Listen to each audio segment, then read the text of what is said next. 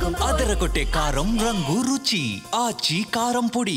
భవానీపురం జోజినగర్ బాధితులు ఆందోళన పోరాటానికి సిద్ధమవుతున్నారు. ఈరోజు అవసరమైతే డిప్యూటీ సీఎం పవన్ కళ్యాణ్, మంత్రి నారా లోకేష్, ముఖ్యమంత్రి చంద్రబాబును కూడా కలవడానికి సిద్ధమవుతున్నారు. ప్రస్తుతం బాధితులను ఒకసారి మాట్లాడదాం.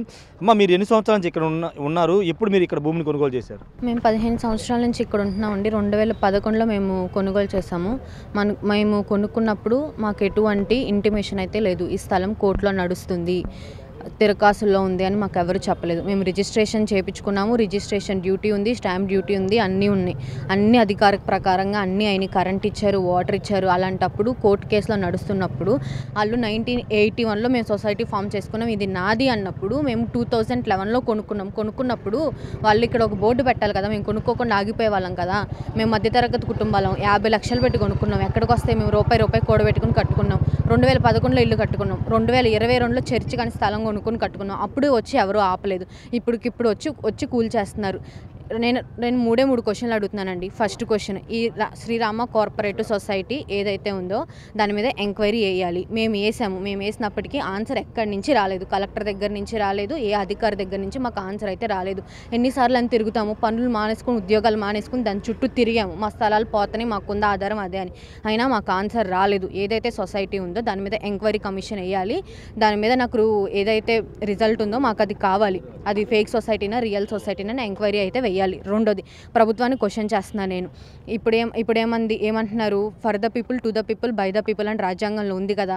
నిన్న పొద్దున్న నుంచి ఇంత కష్టపడుతుంటే ఎమ్మెల్యేకి ఇంటిమేషన్ వెళ్దా, ఎంపీకి ఇంటిమేషన్ వెళ్దా? ఇక్కడ ఇంత విజయవాడ మెయిన్ సిటీలో ఇంత జరుగుతుంటే సీఎం గారికి వెళ్దా, లోకేష్ గారికి వెళ్దా, పవన్ కళ్యాణ్ గారికి వెళ్దా? వీళ్ళందరూ ఏం చేస్తున్నారు? ప్రజల వద్దకే పాలన అంటున్నారు. ప్రజలు ఇంత ఇబ్బంది పడుతుంటే వాళ్ళు రెస్పాండ్ అవ్వాల్సిన రెస్పాన్సిబిలిటీ వాళ్ళకి లేదా?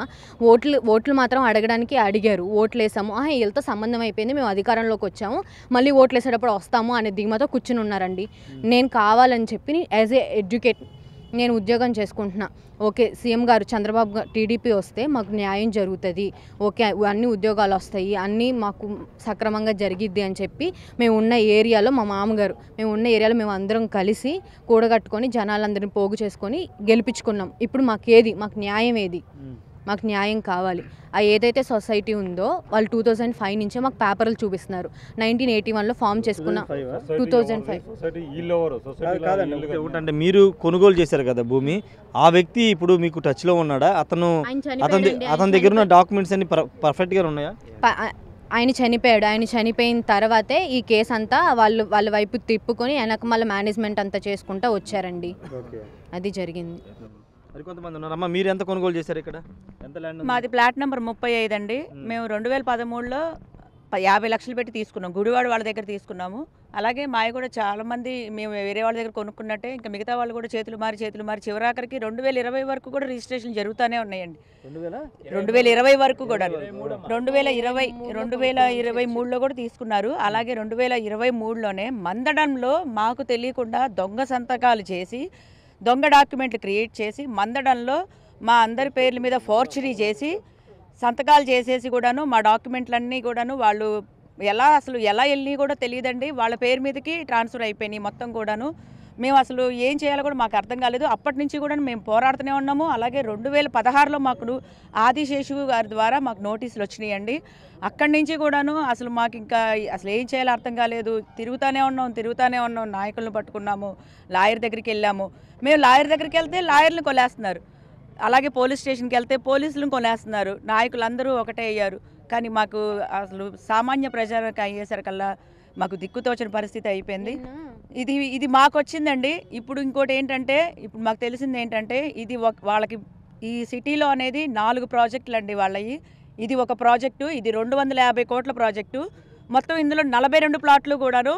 ఒకళ్ళది 180 గజాలు ఉన్నది, ఒకటి 211 గజాలు ఉన్నాయి, కొంతమంది 90 గజాలు ఉన్నాయి. ఇవాళ మా దాకా వచ్చింది, రేపు మీ దాకా రాదా?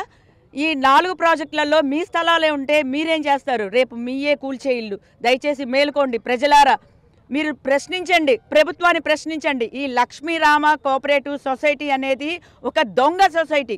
ఈ దొంగ సొసైటీ పేరుతో ఇంకా ఎంతమంది సామాన్య ప్రజానికాన్ని ఇలా ముంచనెత్తుందో మీరు ప్రశ్నించండి. మేము బాధపడుతున్నాం, మాలాగే ఇంకెవరు కూడా బాధపడకూడదు. మాకు కావాల్సింది ఒక్కటేనండి, మేము ప్రశ్నించేది కూడా ఒక్కటే, లక్ష్మీరామ కోఆపరేటివ్ సొసైటీ దాని కాగితాలు, పుట్టు పూర్వోత్తరాలు అన్నీ కూడాను బయటికి తీయాలి. మేమందరం సిద్ధంగా ఉన్నాం. మా రిజిస్ట్రేషన్ పేపర్లు, ఇంటి పనులు, బ్యాంక్ లోను, కరెంటు బిల్లులు అన్నిటితో మేము సిద్ధంగా ఉన్నాము.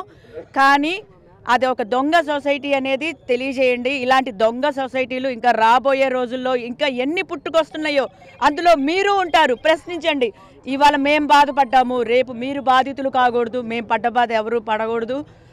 నమస్కారం అండి. ఈ అవకాశాన్ని ఇచ్చినందుకు మీడియా వాళ్ళకి ధన్యవాదాలు. చెప్పండి. ఇంకో క్వశ్చన్ అడుగుతున్నానండి. నిన్న 200 మంది పోలీసులు వచ్చారండి. మేము ఇక్కడ ఉండేది 40 కుటుంబాలు. ఈ 40 కుటుంబాలకి 200 మంది పోలీసులను తీసుకొని వచ్చారు. అమీనాలు వచ్చారు. అమీనాలు ఒక 50 మంది వచ్చారు. మాకు ఇలా డెమాలిషింగ్ చేస్తున్నప్పుడు మాకు వన్ డే ఇంటిమేషన్ ఇవ్వాలి కదా. మాకు ఎటువంటి క్యాన్వాస్ చేయలేదు.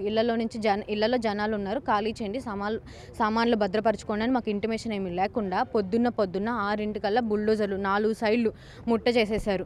ఆగండి, సామాన్లు ఉన్నాయి అని అమీనా గారి దగ్గరికి వెళ్ళి అడిగితే అమీనా గారు అన్నారు కోర్టు దగ్గర నుంచి నాకు ఆర్డర్ ఉంది అని అన్నారు.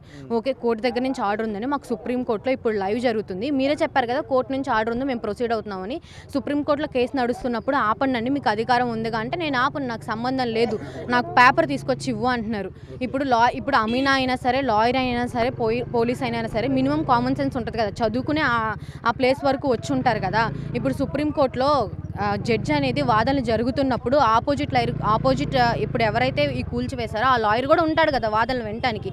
వాళ్ళకు కూడా తెలిసిద్ది కదా పేపర్ రావడానికి టైం పట్టిద్దని. ఇది కావాలని కుట్ర చేసి మమ్మల్ని అన్యాయం చేసి కూల్చగొట్టేశారు.